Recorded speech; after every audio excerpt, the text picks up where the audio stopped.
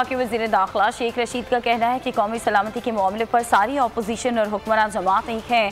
तमाम जमातों ने जो तजावीज़ दी हैं वो मुल्क के लिए दी। सबने कहा कि मुल्क की सलामती के लिए पाक फौज के साथ खड़े हैं। जो बात वहाँ हुई है वो सीक्रेट है, वो इन कैमरा है। मैं अब सीनियर पॉलिटिकल वर्कर हूँ और मैं ऐसी बात नहीं करना चाहता। एक बहुत ज़बरदस्त मीटिंग हुई है, जनरल फैज़ साहब ने ब्रीफिंग दी है अफ़गानिस्तान पे, कश्मीर पे और दहशतगर्दी पे, और जो सवालात के जवाबात थे वो कमर जावेद बाजवा साहब ने दिए।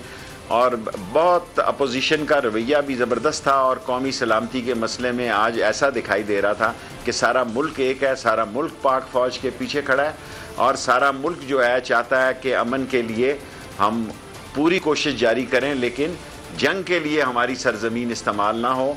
और सारी ब्रीफिंग इन डिटेल 1-1.5 घंटा जनरल फैज़ साहब DG/ISI ने दी और ऐसा महसूस हो रहा था आज कि अपोजिशन और सरकारी बेंचेस दोनों एक हैं, पाकिस्तान के लिए और पाक फ़ौज के लिए और जमहूरी हुकूमत के लिए एक हैं।